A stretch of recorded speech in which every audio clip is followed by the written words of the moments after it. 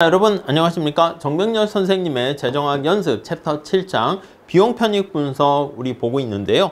지난 시간에 이어가지고 267페이지 의사결정 기준을 한번 보도록 하겠습니다. 자, 먼저 여러 가지 투자 대상이 있어요. 그러면 이 투자안에 대해서 평가 방법 한번 생각을 해 보도록 할게요. 어떻게 평가할까? 그 평가 방법. 요거를 우리가 이제 살펴볼 건데 동그라미 1번 볼까요? 비용 편익 분석에서 공공투자안이 있습니다. 이거를 채택할까 말까? 아니면 여러 가지 대안이 있으면 순서를 나열해서 가장 우선순위를 선택하는 방법 이렇게 있는데 이 평가 방법에는 크게 한 3가지 정도만 보시면 되겠어요.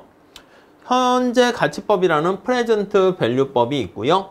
내부 수익률법이라고 IRR법 요게 있고요. 그 다음에 편익과 비용 비율법 해서요. BC 레이시오 비율인 거죠. 편익과 비용의 비율법 이렇게 3가지를 살펴볼 겁니다. 현재 가치법은요. 공공투자안의 편익과 비용의 크기를 비교하는 것이고 뒤에 다시 얘기할 건데 공공투자 사업을 했을 때 편익과 비용에 대한 크기를 이렇게 비교하는 겁니다. 그래서 편익의 크기가 비용보다 크게 되면 사업 타당성이 있다 이렇게 얘기를 합니다.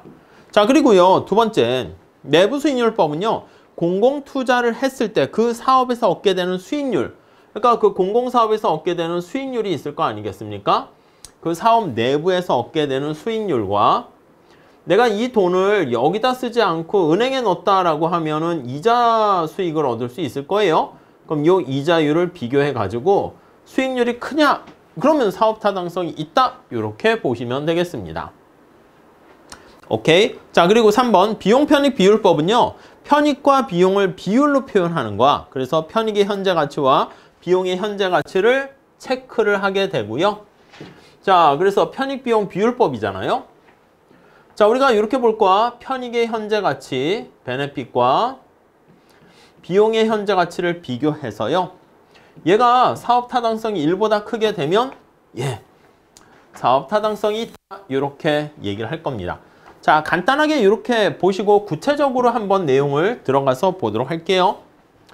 자, 먼저 현재 가치법 이렇게 되어 있습니다. 여러분, 현재 가치라는 거 여러분 알고 계시죠? 아니, 지금 내 손 안에 100만 원과 1년 후에 100만 원은 똑같습니까? 아닙니다. 다릅니다. 자, 그래서 미래에 1년 후에 100만 원은요. 지금 현재 시점으로 봤을 때는 같은 가치가 아니기 때문에 이렇게 디스카운트해서 할인을 하게 돼요. 만약에 지금 내 손 안에 100만 원이 있으면 1년 후에는 얼마랑 값이 똑같냐면 100만 원에다가 이자 수익을 얻게 되겠죠. 그래서 1 플러스 R 이렇게 되고요. 그 다음에 이 금액에다가 여기 살짝 이런데 1년 후 이렇게 2년 후 자, 2년 후에는 여기 나와 있는 이 금액에다가 1 플러스 R이 곱해집니다. 그러니까 100에다가 1 플러스 R의 제곱 이렇게 돼요. 이해 가시죠? 자, 그러니까 지금의 나의 현재 A라는 돈의 가치가 있으면 1 플러스 R과 이렇게 값이 똑같게 됩니다. 자, 그러면 질문. 만약에 1년 후에 B라는 가치가 있는 것을 타임머신 타고 이렇게 현재 시점의 가치로 할인을 하는 방법은 뭐가 있겠습니까? 하면요. 여기 A를 1년 후에는 A에다 1 플러스 R을 곱했잖아. 요거 두 개 값이 같다는 거야. 시점으로 보면 현재 1년 후에 미래. 자, 그러면 1년 후에 미래는요. 이게 1 플러스 R로 나눠주면 A 이렇게 되니까 이 B 값이 있으면 이 B를 1 플러스 R로 나눠주면 값이 현재 가치로 같게 된다라는 걸 알 수가 있고요. 이렇게 현재 가치로 바꾸는 것을요. 우리가 디스카운트 한다, 할인한다 이렇게 표현을 할 겁니다. 오케이? 이해 가시겠죠? 자, 그래서 여기 나와 있는 것처럼 현재 시점의 A를 1년 후에 미래 시점으로 바꾸는 것을요. 요거를 미래 가치로 만든다 이렇게 표현할 수가 있고요. 반대로 타임머신을 타고 미래의 특정한 가치를 현재 시점으로 가져오는 거야. 요거를 프레젠트 밸류로 만든다 해서 현재 가치로 환산한다. 이렇게 정리를 하시면 되겠습니다. 오케이, 그렇게 봐주시죠. 자, 그래서 이제 한번 개요 해가지고 살펴보도록 할게요. 개요. 자, 우선 현재 가치법이란 적절한 할인율을 선택해서, 그러니까 요게 이자율을 현재 무슨 가치로 바꾸는 걸 주로 이제 나중엔 똑같아지니까 이자율이라고 보통 보시면 되는데, 적절한 할인율, 디스카운트 하는 거니까 할인율을 선택해서 공공투자로부터 예상되는 편익과 비용의 현재 가치를 계산한 다음에 그걸 비교해서 편익과 비용의 현재 가치를 비교해서 편익이 크면 사업 타당성이 있고 비용이 크면 사업 타당성이 없다. 이렇게 보시면 되겠습니다. 자, 구체적인 설명 한번 보도록 할게요. 자, 여기서는 현재 가치로 이렇게 바꾸는 것을 잘 이해하시는 게 중요합니다. 자, 어떤 공공사업에 따른 편익과 비용이 N년 동안 발생하는데 각 기간에 발생하는 편익이 B0 베네핏이겠죠? B1, B부터 Bn까지 이렇게 쭉 있습니다. 자, 다시 한번 정리할게요. 이렇게 쭉 있는 거야. 자, 이랬을 때 이제 편익이 어떻게 흘러갑니까? 라고 하면요. B0, 1년 후는 B1, 2년 후는 B2 이렇게 가다가 N년 후에는 BN 이렇게 되는 거죠. 이해 가시겠죠? 비용도 마찬가지입니다. 비용도 첫 해에는 C0, 1년 후에는 C1, C2 이렇게 가다가 CN 이렇게 됩니다. 자, 그런데 우리는 어떤 의사결정을 할 때요. 아시겠지만 지금 시점에서 투자를 할까 말까 이렇게 판단을 해야 된단 말이지. 이렇게. 근데 지금 시점에서 할까 말까인데 지금 시점에서 편익과 비용 요것만 있으면 그냥 두 개 비교하면 되는데 이 편익의 흐름과 비용의 흐름이 요 먼 미래에도 이렇게 계속된단 말입니다. 이게 시간이야, 시간. 오케이? 자, 그러면 앞에서 말씀드린 것처럼 지금 내 손 안에 100만 원과 1년 후에 100만 원은 똑같지 않기 때문에 현재 100만 원을 미래 1년 후로 바꿔가지고 미래 가치로 바꿔서 비교를 하거나 아니면 미래의 100만 원을 현재 시점으로 가져오는 거야. 타임머신 타고 가져와서 그걸 할인한다고 그랬죠? 디스카운트 한다고 그랬죠? 그렇게 바꿔서 현재 가치로 나타내야지 비교할 수 있습니다. 그래서 미래에 발생하는 이런 편익은 현재 가치로 할인을 해야 되는데 1년 후 이렇게 되면 1 플러스 R로 나눠주면 되고요. 2년 후 그럼 1 플러스 R의 제곱으로 나눠주면 되고요. N년 후 하면은 이거는 1 플러스 R의 그쵸. N승으로 나눠주면 됩니다. 거의 박스에 그 얘기가 거기 나와 있죠. 여기서 이걸 현재 가치로 나타내는 거니까 이걸 이제 현재 시점에서 다 비교를 하는 거예요. 자, 여기서 편익을 한번 볼까요? 편익의 프레젠트 밸류라고 해서 베네핏은 B0 더하기 오케이? 자, 1년 후에 얻게 되는 베네핏은 1 플러스 R로 나눠줘야 되고 2년 후에 발생하는 요거는 1 플러스 R의 제곱으로 나눠줘야 되고 더하기 N년 후에 발생하는 요거는 1 플러스 R의 N승으로 나눠줘야 되고 이게 편익의 현재 가치로 바꿔준 거죠. 비용도 마찬가지입니다. 비용도요 마찬가지로 비용의 현재 가치로 바꿔주면은 얘가 현재 시점에서의 비용 1년 후에 비용은 1 플러스 R로 나눠주고 2년 후에는 이렇게 1 플러스 R의 제곱으로 해야 되고요. 점점점 마찬가지입니다. 1 플러스 R의 N승으로 해서 C의 N 이렇게 나타낼 수가 있습니다. 자, 그래서 우리가 편익의 현재 가치와 다 서메이션 한 거지. 그 다음에 이렇게 비용의 현재 가치를 이렇게 다 서메이션 해가지고 편익과 비용 이거 한꺼번에 써볼게요. 한꺼번에 쓰면 어떻게 쓸 수 있을까요? 한꺼번에. 그게 우리 책에 나와 있는 그 표현입니다. 그래서 순 현재 가치법 이렇게 나타낸 것은 프레젠트 밸류 편익의 현재 가치에서 비용의 현재 가치를 뺀 값이라고 볼 수가 있고요. 이거를 거기 나와 있는 것처럼 다 더했죠? 근데 그 밑에 나와 있는 거 서메이션이 합했다는 거야. 합해서 편익에 대한 현재 가치와 비용에 대한 현재 가치를 이런 식으로 R로 표현을 해서 이게 0부터 n승까지 이렇게 표현하게 되면, 그러니까 이 표현은 모르셔도 상관없어요. 거기 쪼개서 쓴 걸로 잘 보시면 되겠습니다. 오케이? 이해 가시겠죠? 자, 이렇게 해가지고요. 여기 나와 있는 순편익의 현재 가치가 0보다 크면 사업 타당성이 있다. 이렇게 끌고 가려고 합니다. 그래서 3번 한번 보시면요. 이쪽에 지울게요. 자, 여기 한번 지워볼까요? 자, 현재가치법 보고 있습니다. 자, 그럼 편익과 비용에 대해서 현재가치로 디스카운트 한 다음에 그거를 판단하는 방법 한번 보도록 할게요. 평가 방법. 자, 우선 거기 보시면 어떤 사업이 딱 하나만 있다라고 할게요. 그걸 단일 사업이야. 앞에서 말씀드린 것처럼 세무사 공부를 할까 말까. 자, 그때는 순편익의 현재 가치가 0보다 크면, 이게 순편익의 현재 가치가 0보다 크면 사업 타당성이 있는 거지. 그래서 net present value예요. 그러면 편익의 현재 가치에서 비용의 현재 가치가 빼기가 0보다 크면, 이게 이쪽으로 가면 편익, 베네핏의 현재 가치가 코스트의 현재 가치보다 더 크다라는 것을 알 수 있죠. 그러면 이 사업은 채택한다. 이렇게 보시면 되겠고요. 그 다음에 우선순위 결정에서 순편익의 현재 가치가 가장 큰 것서부터 우선순위를 부여하게 됩니다. 그래서 이렇게 현재 가치를 이렇게 쭉 나타내는데, 여러 개의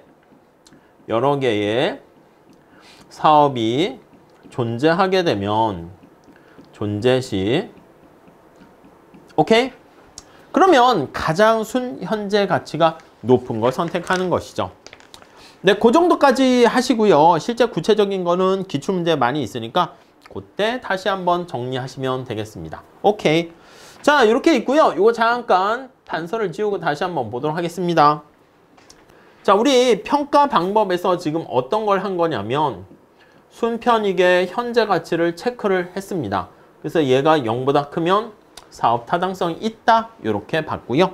다음 두 번째, 3이라고 쓸게요. 내부 수익률법 한번 보도록 하겠습니다.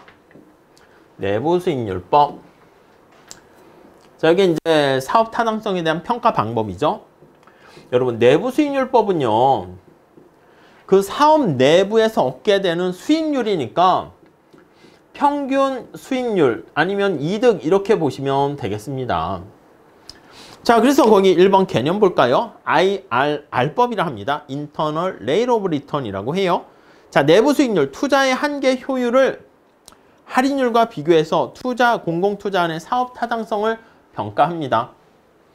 아니, 여러분들이 만약에 이렇게 해서 10억을 가지고 있습니다. 이렇게. 여러분들이 돈을 이렇게 가지고 있는데 이걸 어디다가 투자할까 지금 고민을 하고 있습니다. 자, 그런데 만약에 A라는 사업이 있어요. A라는 사업이 9%의 수익률을 나에게 안겨준대. 오케이? B라는 사업은요, 만약에 7%의 수익률을 안겨준다 합시다. 따라오셨죠?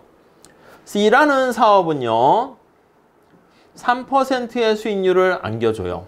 그러면 여러분, 똑같은 ABC를 다 선택할 수 있을 때 어떤 사업에 여러분들은 투자해야 됩니까? 수익률이 제일 높은 요 A를 선택해야 되는 거야. 당연한 얘기지. 근데 수익률이 그럼 얘도 0보다 크니까 좋은 거 아니겠습니까? 그럴 수 있어요. 그런데 우리는 이 돈을 가지고 은행에다가 맡겼을 때 이자율이 어떻게 되나 그걸 보셔야 돼. 만약에 은행의 이자율이 5%라고 할게요. 이해 가시겠습니까? 자, 그러면 이 5%는 어디에 위치하냐면 여기에 위치하게 되는 거야. 아니, 그러면 세 번째 사업은 어떻게 됩니까? 내가 세 번째 C라는 사업에 투자했을 때 3% 수익을 얻게 되는데 은행에 넣으면 이자율이 5% 준대. 그럼 여러분, C라는 사업에 투자하는 게 나아요? 은행에 넣는 게 나아? 은행에 넣는 게 낫지. 만약에 C라는 사업에 투자하게 되면 이만큼의 수익은 얻지만 이만큼의 기회비용이 생겨요.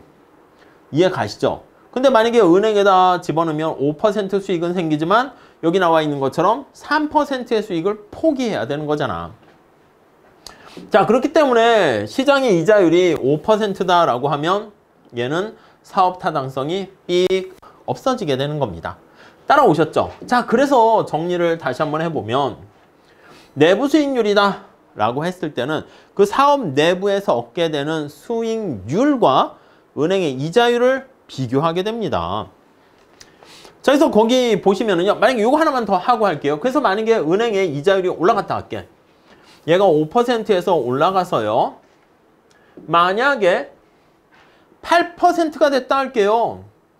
금리가 올라서 8%가 되면은 이렇게 얘가 낮아지고, 그래서 R이 상승 시, 이게 이제 보통 경제학에서는 이제 투자를 할까 말까 할 때 그거랑 관련돼 있습니다. 그래서 이자율이 올라가면 보통 투자를 안 하잖아. 첫 번째는 돈을 빌리는 대가가 비싸니까, 차입 자금이 비싸니까 안 하는 것도 있고, 여기 나와 있는 것처럼 이자율이 올라가면 은행에다 돈을 예금하게 되면 8% 이자 수익을 얻게 되는데, 여기 나와 있는 것처럼 이렇게 사업을 하게 되면 B사업도 사업 타당성 이제 없어지는 거예요. 첫 번째 여러분들이 뭘 기억하시면 좋겠냐면, 여기 있는 것처럼 이자율이 만약에 상승하게 되면 보통은 투자가 이렇게 위축되고 감소하게 된다라는 것을 우리가 알 수가 있습니다. 이해 가시겠죠? 오케이, 그 정도. 자, 그러면 질문이 있습니다. 내부 수익률은 의사결정할 때 어떻게 의사결정합니까? 라고 하면 내부 수익률을 M이라고 했습니다. 우리 책에선 내부 수익률과 은행의 이자율을 비교해서 은행의 이자율보다 내부 수익률이 크면 사업 타당성이 있다. 이렇게 보시면 되겠습니다. 자, 그러면 질문 조금 더 할게요. 아, 이건 알겠는데요. 투자를 했을 때 거기서 얻게 되는 수익률이 이자율보다 높으면 사업 타당성이 있다는 건 알겠는데, 여기 있는 내부 수익률은 어떻게 구합니까? 어떻게 구할 수 있나? 요거요. 요걸 구하는 거, 그것까지 우리 시험에 출제가 되니까 잘 보셔야 되겠습니다. 우선 거기 1번 볼게요. 설명. 내부 수익률이란 공동사업을 실시했을 때 순편익의 현재 가치가 제로가 되도록 만드는 할인율. 앞에 본 것처럼 이게 순편익의 현재 가치잖아요. 순편익의 현재 가치는 서메이션 했습니다. 1 플러스 R에 I라고 할게요. 편익과 비용에 대한 요거를 I가 0부터 N까지 이렇게 가요. 이게 순편익의 현재 가치인데, 이거를 제로로 만드는, 이해가세요? 이거를 제로로 만드는 그때 R을 내부 수익률이다. 이렇게 보시면 되겠습니다. 자, 다시 정리할게요. 여기에 나와 있는 내부 수익률이라는 것은 M은 순편익의 현재 가치를 제로로 만드는 R을 의미한다. 이렇게 보시면 되겠습니다. 알듯 말듯한데 왜 이렇게 됩니까? 여러분 잘 생각해 보세요. 직관적으로 생각해 보시면 어떤 사업에 대한 베네핏이 올라간다라고 할게요. 그럼 베네핏이 코스트보다 커서 이렇게 올라가면 내부 수익률이 순현재 가치가 0보다 크지 않겠습니까? 이렇게. 그러면 이거를 제로로 만들려면 어떻게 돼야 될까요? R이 올라가야 됩니다. 그러면 분자가 올라간 것만큼 분모가 올라가니까 얘가 다시 끌어내려서 다시 이꼴 이렇게 될 수가 있겠죠. 자, 그래서 우리가 어떤 사업에 대한 베네핏이 커지고 비용이 작아지면 내부 수익률, 그냥 느낌이 평균 수익률이라고 보시면 돼요. 내가 말이야 세무사 할까? 아니면 뭐 회계사 할까? 변호사 할까? 고민 중이야. 야, 그러면 세무사 하게 되면 평균 얼마 벌어? 그 얘기야. 자, A라는 사업에 투자했을 때 평균 대충 얼마 벌어? 그런 느낌입니다. 직관적으로 정확하게 구하려면 이렇게 해야 되는 거지만. 자, 그래서 내부 수익률은 이게 N승까지 이렇게 있게 되면요, N개의 미지수가 나와요. 그게 또 사실 한계긴 해요.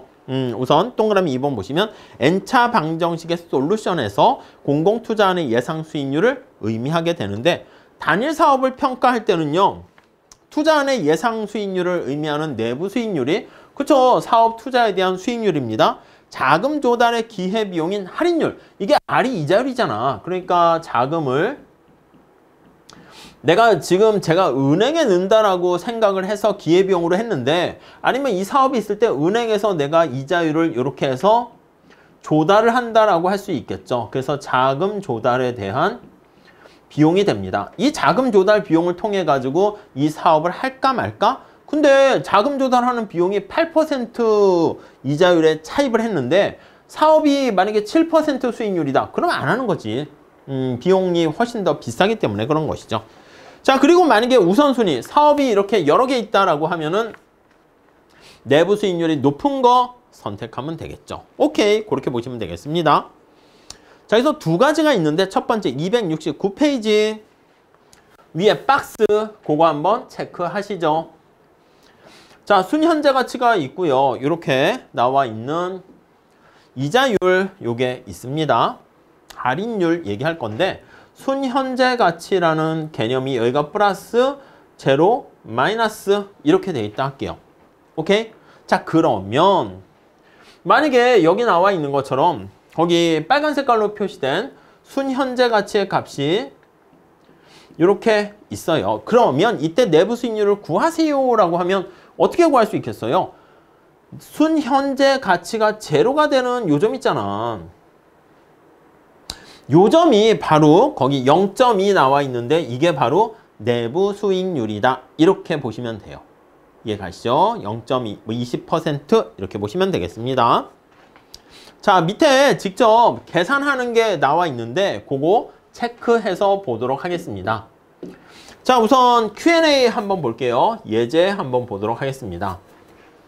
자, 어떤 공공사업에 소요되는 비용이 300억 원이 들어갑니다. 이 공공사업을 시행하면 1년 후에, 이거 기출문제입니다. 150억이 되고 2년 후에 450억이 됩니다. 내부 수익률은 얼마인가? 예, 요거요. 자, 이게 거기서는 이제 주관식 가치 표현을 했기 때문에 그렇게 직접 구했는데 실제 시험에서는 대입을 해가지고요. 대략 0에 가까운 게 어떤가? 그거를 보시면 되겠습니다. 자, 그래서 이렇게 첫 해부터 1년 후, 2년 후 이렇게 있는데 첫 번째 해에 비용이 300억 이렇게 들어가요. 오케이? 그래서 얘가 t가 제로기, 1기, 2기 이렇게 있어요. 자, 그런데 편익을 한번 살펴보면요. 1년 후에 150억을 얻게 되고요. 150억. 2년 후에 450억을 얻게 됩니다. 450억. 자, 그런데 여기서 이제 이 150억과 450억은 미래에 발생한다고. 근데 우리는 현재 시점에서 의사결정을 해야 되니까 미래에 발생하는 이 값들은 현재 시점으로 가지고 와야 됩니다. 할인을 해야 되겠습니다. 오케이? 이해 가시겠죠? 자, 그래서 이 150억은 1 플러스 R로 할인을 해야 되는 거지. 그래서 1 플러스 R로 할인을 하면 되겠고요. 450억이 되는 것은 1 플러스 R의 제곱으로 2년 후니까 할인하시면 되겠습니다. 이렇게요. 요 300억은 현재 시점에서 발생하는 거니까 그쵸? 따로 할인할 필요는 없겠죠. 1 플러스 R의 제로승. 그래서 지수법칙에 따라서 1 플러스 R의 제로승은 그냥 1 이렇게 돼서 그냥 계산하시면 되겠습니다. 자, 여기 이렇게 나와 있는 것처럼 편익과 비용에 대한 요 값을 쓰게 되면 거기 첫 번째 줄에 잘 나와 있습니다. 순현재 가치법, 순편익의 현재 가치 요거는 마이너스 300 플러스 150을 1 플러스 R 이렇게 되고요. 오케이? 그 다음 450을 1 플러스 R의 제곱 이렇게 되고 이걸 제로로 만드는 R값 찾는다 이렇게 보시면 되겠습니다. 따라오셨죠? 예, 따라오셨죠?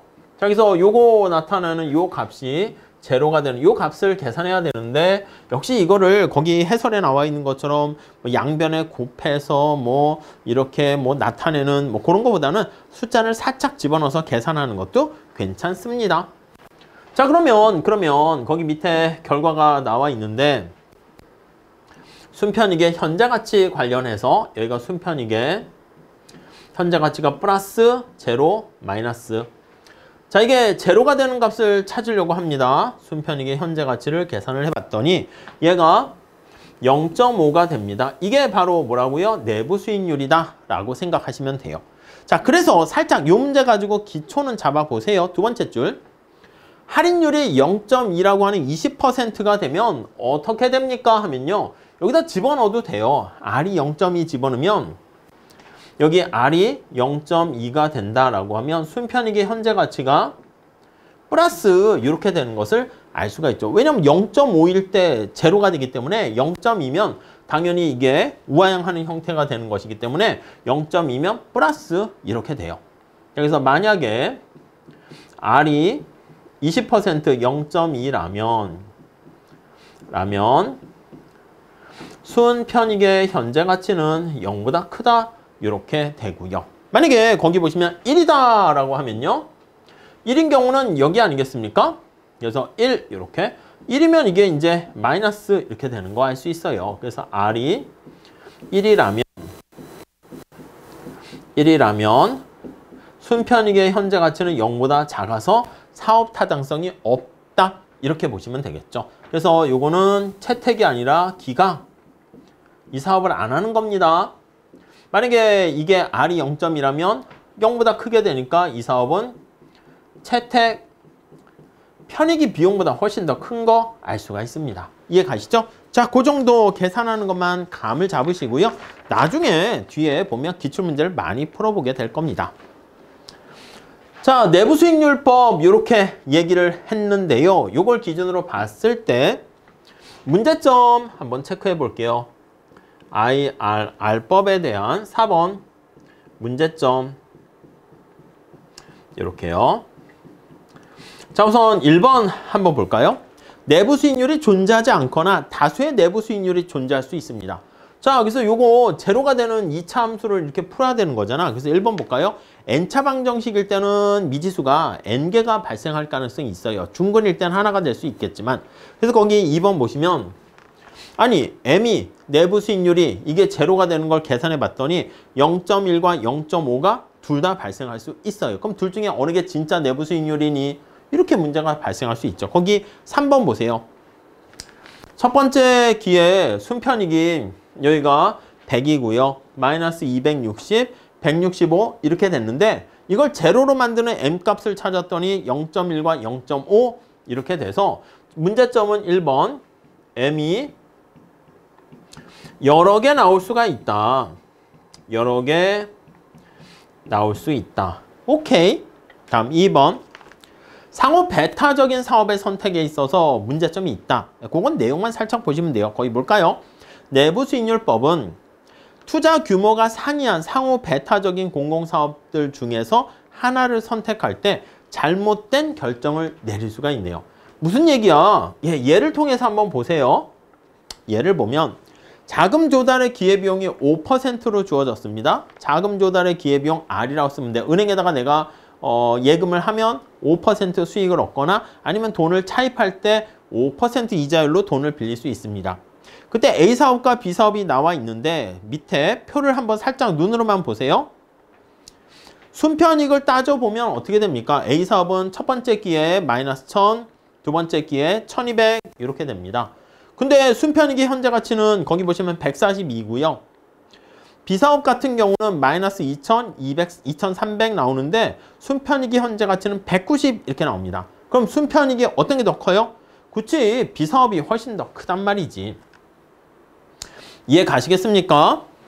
아니 그래서 순편익의 현재 가치를 A사업과 순편익의 현재 가치를 B사업과 비교해 봤는데 B사업이 더 커. 그러면 이게 규모가 크기 때문에 어떤 사업을 A와 B사업 중에 어떤 사업을 채택하는 게 좋습니까? 하면 B를 채택하는 게 훨씬 더 금액적으로 남는 장사입니다.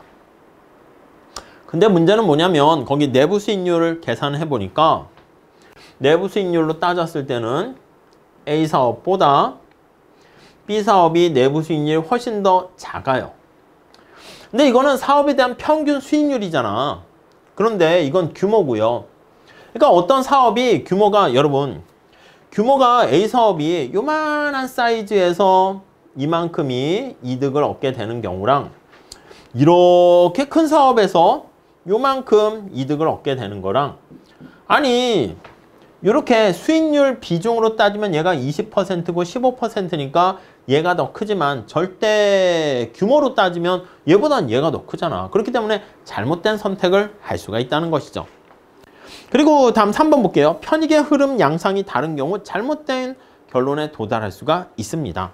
자, 여기서 오른쪽에 표가 나와 있는데 그걸 가지고 한번 그림이 나와 있는데 그걸 가지고 한번 보도록 하겠습니다. 요것도 이제 가볍게 한번 보시면 될 것 같아요. 자, 우리 이렇게 나와 있고요. 이게 R이고 여기 순편익의 현재 가치를 나타내서 플러스, 제로, 마이너스 이렇게 있습니다. 자, 요거는 이제 우리 자주 출제가 되는 기출 문제 스타일인데요. 나중에 많이 볼 거예요.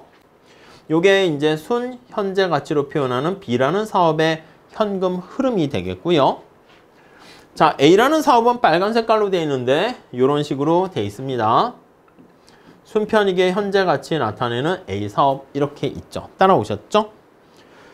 자, 이렇게 되어 있는데 거기 만나는 부분이 얼마입니까? 라고 봤더니 얘가 0.052 이렇게 5.2% 이렇게 되어 있는 거야. 5.2% 퍼센트로 이렇게 썼습니다. 자, 3번 볼게요. 자, 여기서 이렇게 만나니까 만약에 R이 5.2보다 작게 된다면 이거라면 오케이, 이해되십니까? 아니면 0.052 이렇게 써도 상관없어요. 자, 그럼 동그라미 3번 보세요. 거기 나와 있는 흐름은 직접 계산한 거야. 표로 이렇게 주어져 있는데 거길 계산을 해보니까 투자한 B의 순편익이 더 크게 되고 아니 여기 보세요. 여기 이렇게 5.2보다 작을 때는요. B사업이 파랑이고 A사업이 빨강이잖아. B사업이 훨씬 더 남는 장사라고. A사업보다 순편익의 현재 가치 B사업이 더 크다는 걸 알 수 있습니다. 오케이. 자, 근데 만약에 5.2보다 크다라고 할게요. R이 5.2%보다 크다라면 이거라면 자, 오케이. 여기 한번 볼까요? 자, 그러면 요거보다 큰 상황이잖아요. 요걸로 할게요. 5.2보다 커. 이렇게 돼 있어. 그러면 사업 타당성을 가만히 봤을 때 빨강이가 하늘색깔보다 훨씬 더 큰 거야. 그럼 순편익의 현재 가치에서 A사업이 B사업보다 훨씬 더 크다라는 것을 알 수가 있다는 것이죠. 따라오셨죠? 오케이, 그 정도. 그래서 3번 그거 보시면 될 것 같고요. 그래서 4번이 결론이야. 현재가치법에 따랐을 때는 지금 이 얘기를 하고 있습니다. 현재가치법에 따랐을 때는 할인율이 5.2%보다 낮을 때는 B사업이 사업 타당성이 있고요. R이 5.2보다 높을 때는 A사업이 사업 타당성이 있다. 그걸 알 수가 있습니다. 근데 5번 볼게요. 이렇게 내부 수익률법에 따랐을 때 한번 볼까요? IRR법에 의하면 자, 내부 수익률은 어떻게 구할 수 있습니까? 여기요, A사업의 내부 수익률은 여기야, 제로가 되는 걸 찾는 거야. 거기 얼마야? 0.15. 그러니까 이게 15% 되는 거 아니겠습니까? 그래서 여기 그냥 0.15로 쓸게요. 그리고 여기는 얼마야? 거기 보니까 0.1, 10% 이렇게 됩니다. 자, 그러니까 A사업에 대한 사업 타당성은 내부 수익률은 15%고요. B사업에 대한 내부 수익률은 10%고요. 자, 그러면 비교를 하니까 A사업이 내부 수익률이 더 커요. 그러니까 사업 타당성은 A가 무조건 높다 이렇게 나옵니다. 그러니까 5번 보세요. 내부 수익률법에 따랐을 때는 할인율이 5.2보다 낮은 경우에도 순현재 가치가 더 낮은 투자한 A를 선택할 수가 있게 된단 말이야. 그러니까 상황에 따라서 이게 달라질 수 있는데. 오케이? 그게 이제 한계다. 그러니까 우리가 보통 얘기했을 땐 직관적으로 내부 수익률이 더 좋아 보이기도 하는데 경제학자들은 순현재 가치법이 절대 규모를 사이즈를 반영하기 때문에 좀 더 정확하고 바람직하다. 이렇게 보시면 되겠습니다. 자, 그 다음에 편익 비용 비율법 한번 보도록 할게요. 자, 요거 지우고. 자, 우리가 순편익의 현재가치법이 있었고요. 내부 수익률법이 있었습니다. 얘는 순편익의 현재가치가 만약에 0보다 클 때 사업 타당성이 있다. 이렇게 보시면 되겠고, 얘는 사업 내부에서 얻게 되는 게 차입 비용에 해당하는 이자율보다 크면 사업 타당성이 있다. 이렇게 볼 수 있고요. 다음에 네 번째로는요. 자, 편익 비용 비율법 이렇게 나와 있습니다. 베네핏과 코스트의 레이시오 이렇게 보시면 되겠죠. 비율을 가지고 평가하는 겁니다. 근데 이거는 별로 어렵지 않습니다. 자, 1번 볼까요? 편익 비용 비율법이란 편익의 현재 가치와 비용의 현재 가치 간의 비율을 이용해서 투자안을 선택하게 되는데, 다음 페이지 가볼까요? 얘는 자, 거기 박스식을 한번 보세요. 아니, 편익의 현재 가치와 베네핏의 비용의 현재 가치와 이렇게 뭐 간단하죠. 이거 식으로 거기 나와 있는데 뭐 그렇게까지 할 건 아닙니다. 이렇게 써주세요. 자, 얘가 1보다 크면 사업 타당성이 있다. 끝! 그러니까 이게 실제 시험에서는요, 계산하세요가 이제 한 가지 문제 포인트가 되고, 두 번째는요, 이렇게 언제 사업 타당성이 있는가. 순현재 가치가 0보다 클 때, 내부 수익률이 이자율보다 클 때, 여기 보시면 편익 비용 비율법이 비율이 1보다 클 때, 근데 이걸 다시 한번 쓰면 어떻게 됩니까? 편익의 현재 가치가 얘가 이쪽으로 넘어갈 수 있겠죠. 그러면 이렇게 쓸 수가 있습니다. 똑같은 말이야. 이므로, 자, 이걸 다시 정리를 한번 해볼게요. 그러면 얘가 이쪽으로 넘어가. 편익의 현재 가치에서 비용의 현재 가치, 이게 바로 순편익의 현재 가치, 이렇게 볼 수가 있겠죠. 그럼 얘가 어떻게 돼? 0보다 큰 거지. 사업 타당성 있다. 이렇게 보시면 되겠습니다. 자, 그래서 거기 나와 있는 것처럼 1보다 클 때 사업 타당성이 있고요. 그러니까 시험 문제는 이게 0보다 크다. 이건 0보다 크잖아. 근데 이것도 0보다 크다. 이렇게 막 해서 틀리게 하니까 0, 1 이런 것들을 좀 조심하시면 되겠습니다. 자, 편익비용 비율법일 때 문제점은 뭐가 있습니까? 라고 하면요. 문제점. 요것도 은근히 자주 나오는데요. 실제 보세요 라고 하기보다는 그냥 말 문제로 제일 많이 나옵니다. 자, 우선 편익과 비용의 정의에 따른 우선순위의 변화 한번 볼게요. 여러분, 투자한 A라는 게 있어요. A라는 사업이 있습니다. 동그라미 1번. 자, 편익이 200이고 비용이 100이라고 합시다. 편익이, 베네핏이 200이야. 베네핏이 200이고 비용에 대한 코스트가 100입니다. 이렇게. 자, 그럼 순편익의 크기는 얼마예요? 이렇게 주어져 있는 상황에서는, 이렇게 돼 있는 상황에서는 순편익의 값을 구하세요 라고 하면 net present value는 순편익에서 비용을 빼는 거잖아. 그러니까 이게 100 이렇게 해서 0보다 크니까 사업 타당성이 있다 이렇게 되고요. 자, BC 비율법으로 볼게요. BC ratio 이렇게 하면 편익의 베네핏의 비율과 이거 값과 코스트의 비율로 표현하면 편익의 값이 200이고요. 얘가 100입니다. 그러니까 얘가 2가 되니까 1보다는 크니까 사업 타당성 있다. 이렇게. 간단하죠? 별로 어렵지 않습니다. 제일 쉬워요. 이쪽 파트가. 자, 투자한 B를 한번 보겠습니다. B를 볼게요. 자, B라는 사업은요. 어떻게 돼 있습니까? 라고 하면요. 여기 보니까 편익은 300이고 비용은 100입니다. 편익은 300이고 비용은 100입니다. 오케이? 자, 그러면 이것도 당연히 순현재 가치는 0보다 크고요. 근데 BC 레이쇼로 따지게 되면 얘가 여기다 할까요? 순편익의 현재 가치로 따지게 되면 200 이렇게 되고요. BC 비율법으로 따질게요. 레이쇼로 따지게 되면 자, 이거 어떻게 됩니까? 편익이 300이고요. 비용이 100이니까 3 해서 이게 1보다 크니까 사업 타당성 있죠. 이해 가시죠? 둘 다 사업 타당성이 있는데 여러분 A와 B 중에 어느 게 더 좋습니까? 그래요. 여기서 이제 B가 훨씬 더 좋긴 한 거지. 근데 문제는 뭐냐면 B에서는 약간의 차이가 있어요. 뭐냐면 거기 밑줄 치셔야 됩니다. 60만큼의 부수적인 피해 밑줄 치세요. 아니 B사업은 뭐라고 할까? 충격이라 할까? 이렇게. 그래서 B사업은 부수적인 사업을 하는 과정에서 부수적인 피해가 60만큼 발생했습니다.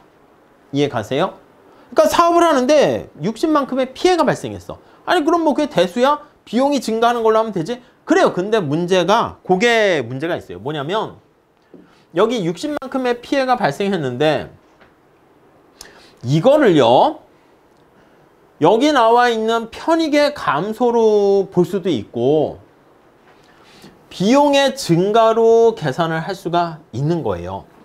그렇잖아. 피해라는 게 애매하잖아. 그래서 우리는 여기 나와 있는 피해를 집어넣을 때 편익에 나의 편익이 줄어들었어. 감소로 인식을 할 수가 있고요. 요거 이제 계산하세요는 아니고요. 그냥 이렇게 부수적인 피해가 발생했을 때 뭔가 결과가 달라질 수 있는 그런 경우가 BC 레이시오다. 그 정도만 보시면 돼요. 자, 거기 나와 있습니다. A 같은 경우에 거기 나와 있는데 B를 보면 편익의 감소로 표 있죠? 편익의 감소로 인식하게 되면 300이 아니라 240이 됩니다. 그럼 BC 레이시오는 2.4가 돼. 여전히 2.4가 되면 2보다는 크니까 B 사업이 더 사업 타당성이 있어요. 따라오셨죠? 근데 그게 아니라 여기 나와 있는 것처럼 비용의 증가로 인식을 하는 거야. 아니 피해니까 비용이 증가한 거 아니겠습니까? 그래서 비용의 증가로 인식을 하게 되면 이해 가세요? 그럼 비용이 증가하니까 여기서 100에서 160 이렇게 돼. 그럼 BC 레이시오 어떻게 돼요? 표를 보세요. 1.875 이렇게 되잖아. 그러니까 2보다는 작게 되겠지. 그래서 이게 편익의 감소로 부수적인 피해를 인식하는지 비용의 증가로 인식하는지에 따라서 결과가 달라질 수 있다. 이렇게 보시면 되겠습니다. 자, 그래서 거기 보시면 동그라미 3번 그거 체크하시면 돼요. 부수적인 피해의 인식 방법에 따라서 결과가 달라질 수 있다. 이렇게 정리하시면 되겠고요. 그 다음에 이제 273페이지 가보시면 상호 배타적인 사업에 있어서의 선택의 규모를 반영할 수 없다. 그러니까 여기 보시면 이게 비율 아니겠습니까? 내부 수익률법하고 마찬가지로 전체 사이즈를 우리가 반영하기보다는 비율이 2배 높네? 아니 근데 이게 전체 규모에서 얼마에서 몇 %인지 그걸 알 수가 없기 때문에 그래서 문제다. 비율 때문에 발생하는 문제예요. 그 정도 봐주시고. 자, 밑에 표로 정리되어 있는데 그냥 가볍게 보시면 될 것 같고요. 5번에 평가 보시면 내부수익률법과 편익비용 비율법은요. 비율이기 때문에 그래서 여러 가지 문제가 있고요. 공공투자안을 선택할 때는 요 현재가치법이 그나마 가장 타당하다. 그렇게 얘기를 합니다. 우월하다는 게 일반적인 평가가 되고요. 다음 페이지 가보시면 남은 문제는 뭐냐면 아니요.